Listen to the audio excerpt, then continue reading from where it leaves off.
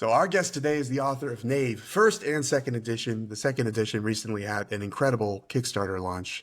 He's the man behind a content empire that spans YouTube, Substack, there it is, real games and adventures for those games and more. He's an old school visionary with an eye for modern design, the questing beast himself. This is Ben Milton. Hey Ben, how you doing? Great. Thanks for having me. Thanks so much for being on. It is very cool to meet you.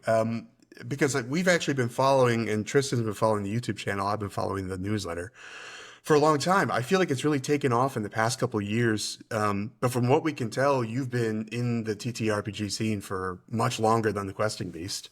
How'd you get into it? How'd you get into game mastering like originally? So I guess my whole path into tabletop gaming is growing up. I was in a very tabletop gaming family. I didn't play any role-playing games. We played a lot of board games. I played like Pokemon when it first came out, played a little bit of miniature games, a little bit of Warhammer, but I wasn't really into role-playing games because I didn't know anyone that was really into it. And it's very hard to get into it unless someone kind of introduces you to it. So I played like a little bit here and there. I tried to run a game with some of my friends, but I had no idea what I was doing, and it was a disaster. So it wasn't really until about 12 years ago or so that a friend of mine introduced me into his game. He was playing Pathfinder. And that's what really got me into the scene. I played Pathfinder for a year or two, and then we kind of transitioned into 5e when that came out. And after that, I started becoming more of a game master when I was running games for kids, because I was teaching fifth grade at the time. And so I started an after-school club where I would run games. And so I would try out lots of different systems, trying to look for a good system that would be best for fifth graders. So something that was really fast, really easy to learn, easy to run, didn't take a lot of time because we only had like 1 hour slots. And that's where I really got into game mastering, and also where I ended up getting into the old school because it fit what I was looking for in terms of what worked best for these after school clubs. Yeah, it's so fun to play games with kids because they have no, especially like if you're established, for anyone who is feels like their game is getting stale, just like find some middle schoolers because Yeah. they'll run the game off the rails basically immediately, and they have no like preconceived notions about what it's like to do that stuff. So I'm just curious about like the old school thing. What is it about that style that you think was it just the time slot you're trying to fit into? Or you think the style is better for that group? Yeah, so I mean, what attracted me to it, originally I tried out like some story games, stuff like Dungeon World. I tried like Microscope, a bunch of other like more narrative driven games. But it turned out what I ended up liking the most to run and what worked best for these time slots was games where it was very fast to make characters, right? I did not have an hour to make characters. You had to make a character in like 5 minutes. And old school games are really good for that. I wanted games that were very quick to play, didn't have a lot of rules crunch, and old school games tend to be fairly light. And I wanted stuff that was very challenge focused because I was a teacher and I liked seeing kids solve problems. So old school games are also very good for that. There is combat, of course, you can fight the goblins and so forth, but a lot of it is much more problem solving based, where you are exploring, you're navigating, you're solving sort of environmental situations that you're put in, much more so than just fighting things. And so that fit exactly with what I was looking for kids. Yeah, that makes a lot of sense. So we didn't get a chance to talk about this in our pre-show, but I'm a teacher as well, and I work with kids a lot. It's mostly high schoolers, but I can see like you can see the gears turning in their heads when they're in an unfamiliar situation, like some math, right? When you're teaching math, they have this idea that there's one way to do a problem. And the more you can break them out of that, I think it's better for them. They're creative and flexible problem solving and stuff. The game is perfect for that, right? It's so open-ended. Do you get the sense that like, especially kids who have played a lot of video games, there's like a solution to a puzzle, and it can be kind of restrictive, I think, right? I mean, do you think it's helpful for them to play tabletop games that kind of force them to think outside the box? Yeah, that's what I really enjoyed running for them, and that's another thing that's big in the old school games is having very open ended problems.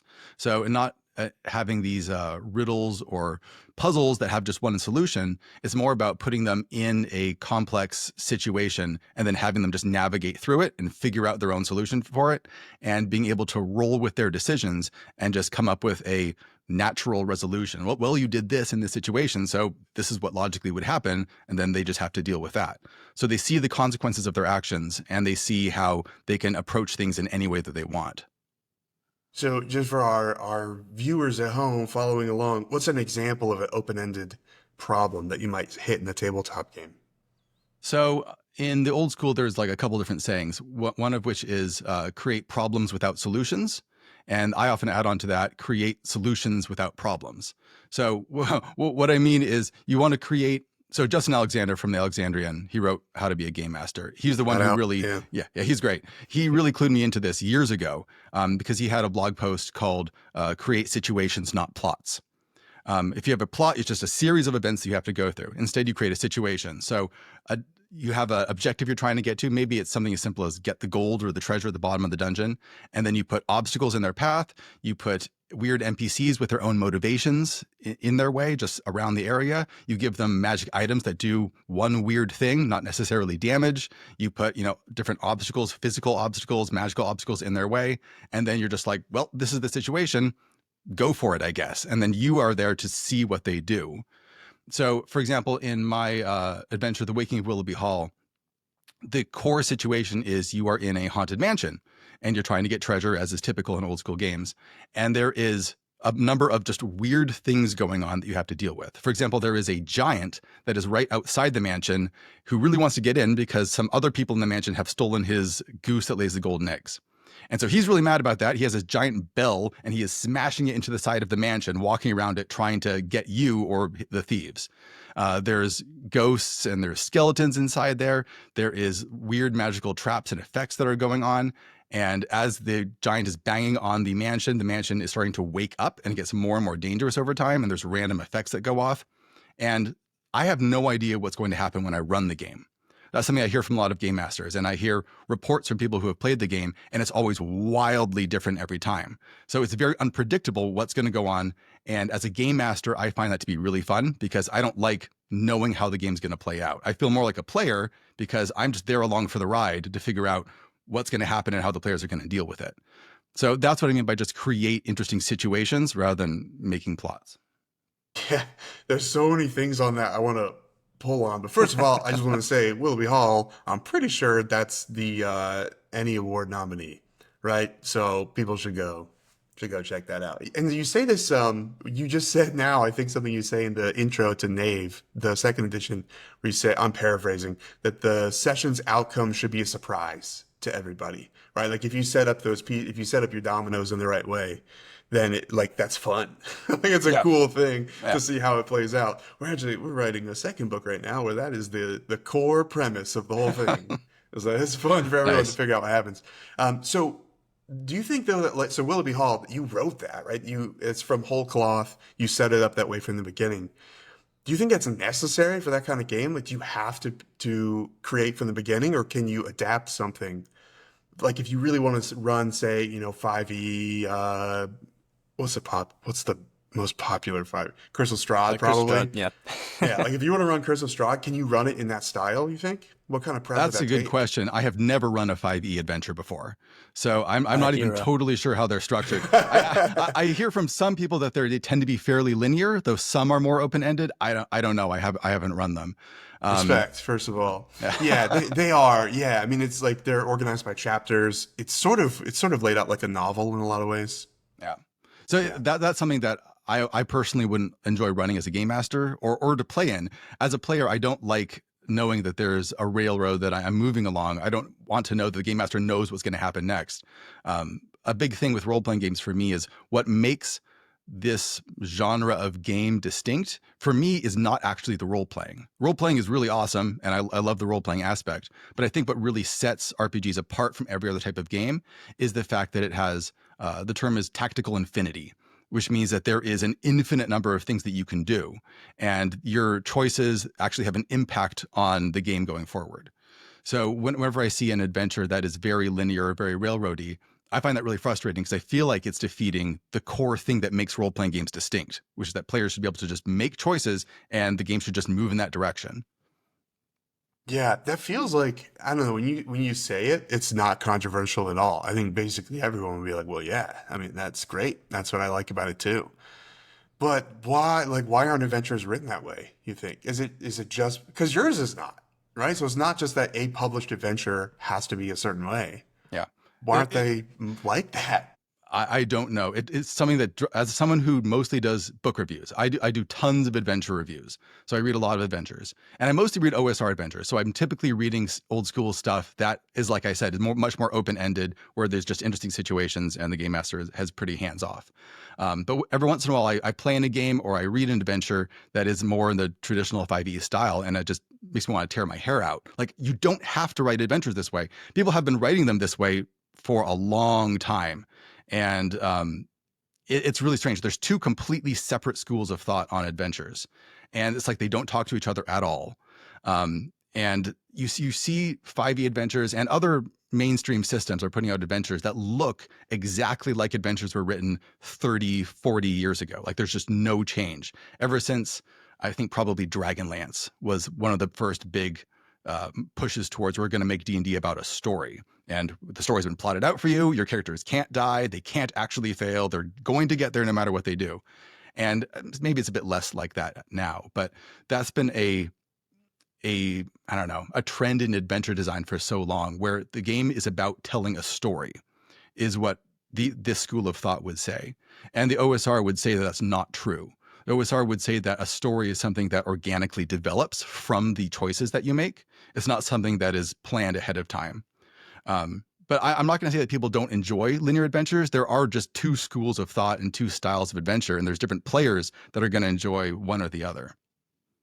Yeah, Yeah, for sure. yeah, I think so. The idea that it's something here. Well, let me run this by you. Something we're talking about in the new book is in the style of game that we like to play. Not that is the only right way to play, right? But the one that we like to do and that our players like to play in. The plot is something that happens in hindsight. Like, you just kind of look back and you connect the dots through all the encounters. And as the players talk about the things they've done, they'll talk about it as if it's a story. They'll kind of string it together chronologically. And they'll say, well, we did this because of this thing that happened. And then we realized we had to do this and we missed this. And they kind of make the plot only in the rearview mirror. What do you think about that? Is that about right? Is that what you're saying? I completely agree. That's something that old school players talk about all the time, where Yeah. stories are constructed after the fact, based on everyone's actions. And yeah, it's very much just about the players being able to make real decisions that have a real impact on the game. Because a big priority for me is just immersion. I like to feel like I am in the game world and I can make real decisions, rather than. And a lot of times I feel like I'm just trying to read the game master's mind if you're in a more traditional style of adventure, where the game master has a plot that's moving forward and you have to kind of guess where you're supposed to go and move in that direction. And if you don't, they kind of push you back onto it again. I don't feel like I tend not to enjoy that, just because the world feels artificial when you're running a style of game like that. And I like the world to feel as natural and responsive as possible. Okay, so there's something else you said in the Nave intro that, which, that's not the only thing of yours that I've read. You just say a lot of interesting things in there. The Nave intro, you say, and I'm still paraphrasing, the content of the game often has a bigger effect on the experience of that game than the mechanics do. Which, like, when I read that, I was like, I just feel like this is true. Like, I read it and it, like, sort of resonated, but thinking, like, it's hard to explain. Um, you think you can defend that for us a little bit? Just help me defend it when I say Sure. it to other people. What do you Well, think? it does depend on the kind of game that you're running. So this is one of those ancient online discussion topics of do rules matter, or does system matter, right? It was people bring up all the time. And my view on that is almost no one really disagrees that system matters. Everyone thinks that system matters because everyone has their favorite system, right? It's very hard to find someone who, like, literally does not care at all what system is being run. But the question is really more, how much does system matter? How much of an impact does the rules you're using have on the gameplay? And that's going to depend on the game you're playing, right? So in the type of game that I tend to enjoy, old school games, the rules certainly are there for a reason. They do help structure play. They help incentivize players to do one thing or another. But the bigger impact on the experience is the content that the game master has prepared, right? what is, especially the situation. So what is the situation that's been created? Is it highly interactive? Is there a lot of different choices that you can make? Can things move in a lot of different directions? Has the game master giving you interesting tools and items and allies that can be manipulated and used to affect the world in different ways? All of that sort of content that the game master creates, in my experience, has a much bigger effect on whether I like the game or not than if you're using like 2d6 or a d20 to resolve stuff. So that's something that I think about primarily when I'm thinking about games. I'm thinking about what content is in here, what do the actual adventures and campaigns look like, and much less what do the rules look like. Yeah, that makes sense. So, just to help us understand, if you sit down, let's say you're doing your prep. I mean, you're doing some kind of prep probably. You sit down, you got a game that you're running. You're thinking about what am I going to do this week? What's that look like in like a practical sense? Are you thinking about do I have the right types of content? Are you like looking at a list? If we can get to some technical details here, I'd be Sure. very interested to hear about that. What's that look like? So a good example of the sort of prep I do, I have a booklet called Summer's End, which is a collection of 12 one-page adventures. So I'm a firm believer in if you're preparing an adventure or preparing a session, I like to try and fit everything onto one page because I tend to run location-based adventures. That's a very old school thing as well because that's situations. So either dungeons or outdoor locations or combinations of both. So for me, it's about just creating a location, a map of the area, and then figuring out what are all the different conflicts that are going to be putting pressure on the players, right? What are the monsters that are threatening this area over here? And then we have this faction that wants to help you defeat these monsters, but it really hates this faction over here. But you would need the help of that faction to go do this thing over here. And then there's some great treasure down here that'll give you a good magic item that'll help you defeat this thing. But there's this problem over here, and to create this network of advantages and disadvantages and threats and rewards that are kind of interlinked with each other, so that you have, what is the term? Jacob Hurst has this term where it's to create powder kegs or Mhm. dominoes set up, Yeah. right? Create situations that are somewhat stable, but have a lot of held kinetic energy, so that when players get thrown into the mix and they start poking things start exploding, dominoes start falling, and things start running out of control. I think that is a great way to set up a session. It doesn't have to take a lot of work because you just have to create, different factions and tension points that are all going to react to each other. And then you don't have to do much from there. You just wait to see what happens and you roll with it. When you're setting, we were talking earlier about like adventures and Waking of Willoughby Hall and stuff. So for like that type of published adventure where you're trying to set up situations you can't predict, how do you like, what do you think the best setup for that, like in a way that is easy for GMs to sort of pick up and implement into their games, and like the layout and how to understand it easily and like kind of get those situations set up for players? Yeah, it's really hard to come up with an actual system for this.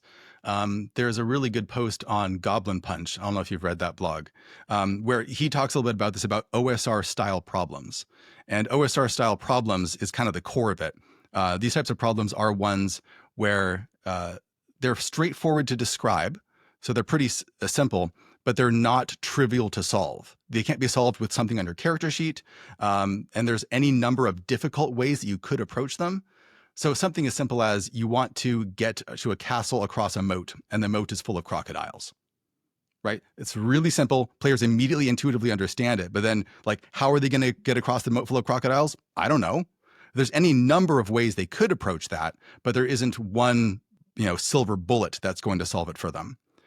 He eventually did a kind of brainstorming session on Google Plus when that was still up, and he wrote like 100 different possible solutions or different possible Oh, problems. I've read that. Yeah. Yeah, the problem sheet. Yeah. Yeah, And I then know there's what you one mean. for like items, right? Like OSR style Yes. solutions. Yeah. He has a good post on items, and Chris McDowell has a really good one too, of like so that's what I mean by creating solutions without problems, but also creating problems without solutions. So items are solutions lacking a problem. So give players like a magic item that does one weird thing, not damage. It doesn't shoot fireballs. It just does something like it creates an identical clone of you that lasts for 30 seconds. Or it's a rope that at a command will turn rigid in any shape that you twist it in. Or just like hundreds of things like that, just weird one effect items. And you don't know what they're going to do, but players will come up with the most bonkers ways to use these things to solve problems. And that's where the fun is, because they're just tools that they can use. So sprinkling those in your adventures is really fun too.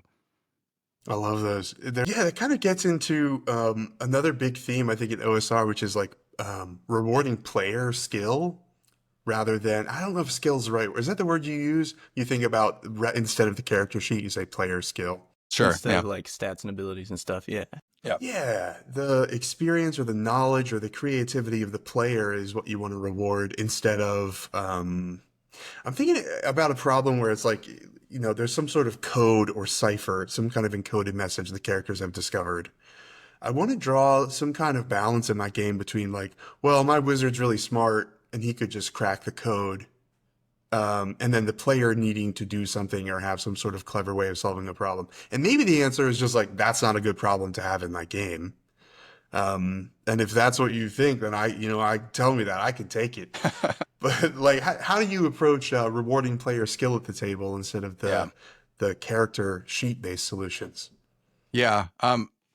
I really enjoy as a player being able to solve problems with my own ingenuity. I know that that can be controversial in some circles because people will say, if you've created this character that has, I don't know, 5 intelligence, then they shouldn't be acting like they're really smart. But for me, that's just like, I'll start pulling my hair out. It's so frustrating. If I've like seen a solution to the problem, but I'm like, I'm not allowed to implement the solution because my character isn't smart enough, like, oh my gosh, I will just Yeah, lose my mind. feels bad. It feels bad because, like I said, part of it for me is immersion. I like to feel like I am in this world making choices in it. So there's this balance you have to strike, and people will fall on one end of the spectrum or another to the degree to which they are playing themselves in the fantasy world, or which they're playing strictly as a fictional character. And almost everyone is somewhere in between there, and it's about how far you want to go on one end of the spectrum or another. I tend to incentivize and to reward uh, skill in these types of games, and that's more in keeping with what D&D looked like very early on. If you look at early like OD&D, it was more like a board game. You were still playing a character, but it tended to be focused on dungeons, and the dungeon had a big dungeon layout, but it was more board game like in the sense that when it's your turn, you move 12 spaces, which is 1 foot. You literally could get a ruler. You move like 1 foot space by space. Each square was 10 feet. And then you take like one action wherever you are. And there are rules for what are the odds for finding a secret door? It's 1 in 6. You walk over here, you roll a die. If it's 1 in 6, you do it. If they have multiple people there, then you can search it faster.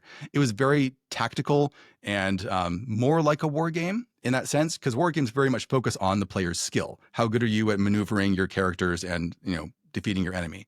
And old D&D was more like that. And that's something that I like to definitely incentivize at the table, because I feel like it gets players more engaged and it gets them thinking in a more strategic and tactical frame of mind. And I think that's more compelling, and it adds more excitement at the table regularly when they can see that their choices are having a big impact and they're moving closer towards their goal because of smart play. Um, Players enjoy being able to kind of skill up and be able to get better at playing the game. And yeah, I don't know. That's just something that I like doing. Yeah, that's an important point. The idea that you're getting better at playing the game as you do it more. I feel that's kind of under Yeah. discussed, I think. It's like, yeah, if you think about the first character you ever played, right? So everyone, I think there's this common idea that is basically true. It was like the first character you play in a tabletop game is just yourself. Just Mhm. like yourself if you were cool or a wizard or powerful or Yeah. whatever. What do you remember, Ben? What's your first character you remember playing? First long-term character I made, I think, was just a monk. And he just punched things really hard and really fast. That was Yeah. basically it. Yeah, But, just like I- cool and Ben. Yeah. this was Pathfinder. This is before I was into the old school. So I definitely was just like abusing the Pathfinder system, going online. What chains of feats can I do so that I can punch 300 times per second? Yeah. And like, that's just what I'm going to do. That's kind of Yeah. how I started. Yeah, and you were probably getting better at doing that as you were playing Pathfinder. You were understanding the rules better. You were thinking about what kind of encounters are we facing, what would be good, punching really fast. Oh, that seems good. You're kind of getting game knowledge as you go. So if I am a GM and I'm trying to set up my game, maybe my players are tired of, I don't know, whatever we're doing. This sounds cool to us. I want to set up my game to incentivize that kind of play. Is it about so earlier you said you want to reward that style of play. Reward in the sense of like there's cool loot if you do it, if those are just the kinds of encounters that you're writing into your game. Like in a practical sense, how do I bring that to my table? Do I just only play OSR and start from there? I mean, I think you can incentivize like players' skill in any system or most systems. I think when you're running a game, one of the things you should just think about is what is it that you want players to get better at? Because I think that's true in every system. In something like Old Pathfinder, a lot of the skill that you're developing is character build skill, right? The meta skill of putting together all of these feats and rules to make your character really powerful. And then in more story-based games, the skill that you're developing is getting better at telling stories, or getting better at being immersed in your character, or getting better at sort of detecting when a good plot beat would be to happen and then doing that. And then in old school games, the skill is immersing yourself in the world and making in-world decisions that get you towards your goal better. So every game has that. And it kind of depends on the sort of game that you're running, but just thinking about what is it that I want my players to get better at? Because I don't think there's a way to play a game where that's not true, if that makes sense. Yeah, yeah, and I like the way you laid it out too with the different systems and what you're getting about. I'm thinking right now, I'm just going through a list of all the systems I like. I'm thinking about what are the players trying to get better at there. I'm curious, like when you're trying to set up those like OSR style challenges, um, whether you feel like it's the challenge itself and how you set it up, or like when you prefer to call for a roll, or if you call for a roll at all, like what's the balance you try to strike there, if at all, or is it a balance, or is it purely like how you set it up and present it to the players? Sure. Yeah, that is, I think that's a really big part of OSR style challenges, and also player skill is the degree to which you're rolling. So something that people often say in the old school is the answer is not on your character sheet. So when you're presented with a problem, don't just like look down and see what numbers can I crunch to make this problem go away. The problem is the trick is to look at the actual situation and solve it as you would in the real world. So my preference is to roll as little as possible. I try and restrict rolling for when it is a genuinely dangerous situation with a lot of time pressure, and if failing would have a big impact on how things turn out, then fine, that makes sense to do a roll. But apart from that, I tend to go much more with just letting players do stuff. That's the side that I lean on. Players say that they're going to do something. Most of the time, I just say it happens. I'm only making checks in a very dangerous situation. And that makes the game run way faster. And it also makes the players feel like they are more immersed in the world and they're having a bigger impact. I find it as a player very frustrating when I do something like, oh, there's a desk over there. And I say, I'm going to go over and look through the drawers in that desk to see what's there. And they say, make a roll. I'm like, why? What is this Yeah. role modeling? Like, I'm just opening the drawers and I am looking inside the drawers. There's no like element of chance here. I'm just seeing what's there. But you can even extend this to more dangerous situations. Like an example I like to bring up a lot is the hold person spell. So in D&D, there's a hold person spell. You cast it on someone, and it works. Then they freeze in place, right? And then what do the rules say in 5e? I remember reading this. It's like if you attack someone who is being held, then I think you get like advantage on the attack roll. Maybe you get some extra damage, something like that, which doesn't make any sense to me. If someone is literally frozen in place, Yeah. I should be able to kill them instantly. Yeah. I just like poke them in the throat. They're dead. That's it. So it's these situations where what the rule structure is set up to do and what the world is saying are in conflict with each other. And I always default to what makes sense in the world. If it would work in this situation that we've established, it just works. And that incentivizes players to think about the world as if it's real, treat it as if it's real, and don't mediate all of their choices through the mechanics. I don't like it when players do that because I feel like it just kind of takes them out of the world. Yeah.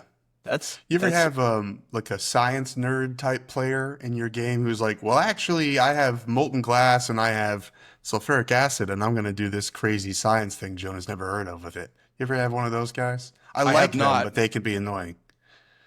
but I would allow that if they tried to do it. Yeah. Okay. Again, Cool. I understand like not everyone's going to say that'll work because it's anachronistic or whatever. But if I have to default to one end of the spectrum or another, I default to let players do stuff because I feel like that's going to make the game more fun. So we like to ask guests about their favorites, and you do this thing at the end of I'm talking about Nave again. At the end of Nave, you have your design notes, right? You talk about your inspiration for each one. You strike me as a guy who's played a lot of different systems.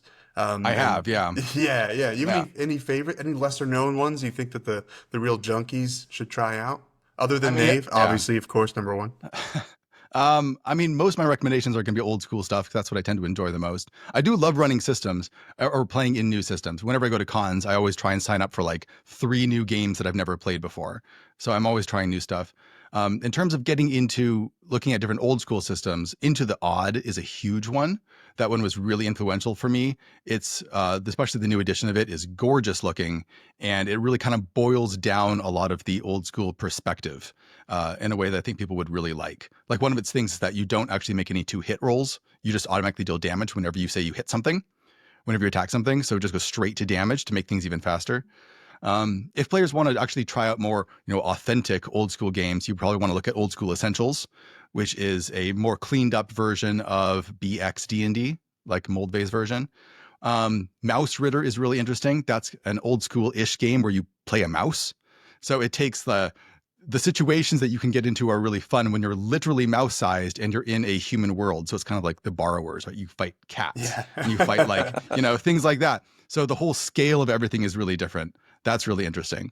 Let's see, maybe Worlds Without Number. If that's another Kevin Crawford game. If you like something that's a bit more high powered, where there's a bit more feats and special abilities and stuff, but it's still kind of old school focused, I would look at Worlds Without Number. I think those, off the top of my head, those would be the main ones I would think about. Good Rex. We'll put them in the show notes. Well, what's next for you? What are you working on now? You resting on your laurels? You hard at work? Resting on my laurels. No, I always have stuff that's kind of on the back burner, bubbling away in the background. Nothing that's really kind of firmed up into my next like big project. I'm mostly just working on the channel. Just working through. I have a big shelf full of books that I'm supposed to review that people keep sending me. So kind of working through my backlog, trying to review a lot of some of the best OSR systems and adventures that I see coming out, and keeping people caught up on that stuff. Yeah, cool. Where can people find you if they want to check that out? My big place to find me is on YouTube. So youtube.com/questingbeast will take you to my channel. Or you can go to my newsletter, which is questingbeast.substack.com. And that's where every month I do a roundup of all the best links from around the internet on RPG and OSR stuff. So that'll kind of keep you caught up. Great. Well, thanks so much for joining us today, Ben. We appreciate your time. I don't want to keep you any longer. So thanks for having me. Yeah, it's a lot of fun.